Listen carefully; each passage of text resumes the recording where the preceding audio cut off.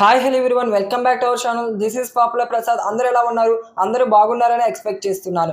ఇక big boss హౌస్లో 5వ వారం నామినేషన్స్ అనేవి కంప్లీట్ అయ్యాయి. ఇక మిగిలింది టాస్క్ విషయం మాత్రమే. మరి 5వ వారం టాస్క్ అనేది బిగ్ బాస్ డిఫరెంట్గా ప్లాన్ చేస్తాడా, సింపుల్ టాస్క్లే ఇస్తాడా? దీని గురించి మాట్లాడుకునే ముందు ఈ 5వ వారం నామినేషన్స్లోకి ఎవరెవరు వచ్చారు, ఎంతమంది ఇంటి సభ్యులు వచ్చారో మాట్లాడుకుందాం.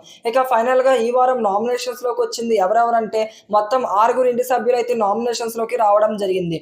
నైనిక, నిఖిల్, నబిల్, నాగమణికంఠ, విష్ణుప్రియ, ఆదిత్య ఓం మొత్తం 6 ఇంటి సభ్యులు అయితే నామినేషన్స్లోకి వచ్చారు. మరి మీ యొక్క ఫేవరెట్ కంటెస్టెంట్ ఎవరు? మీరు ఎవరికి ఓట్ చేస్తారో కింద కమెంట్స్లో తప్పకుండా కమెంట్ చేయండి. ఇలాంటి మరిన్ని లేటెస్ట్ అప్డేట్స్ కోసం మన ఛానల్ ఫస్ట్ టైం విజిట్ చేసినట్లయితే ఇప్పుడే వెళ్ళి సబ్స్క్రైబ్ చేసుకోండి. ఇక మరి 5వ వారం మనం టాస్క్ విషయం గురించి మాట్లాడుకుంటే ఆల్రెడీ 4వ వారం సర్వైవల్ ఆఫ్ ఫిట్నెస్ టాస్క్ అనేది కండక్ట్ చేయడం జరిగింది, వైల్డ్ కార్డ్ ఎంట్రీస్ని ఆపడం కోసం.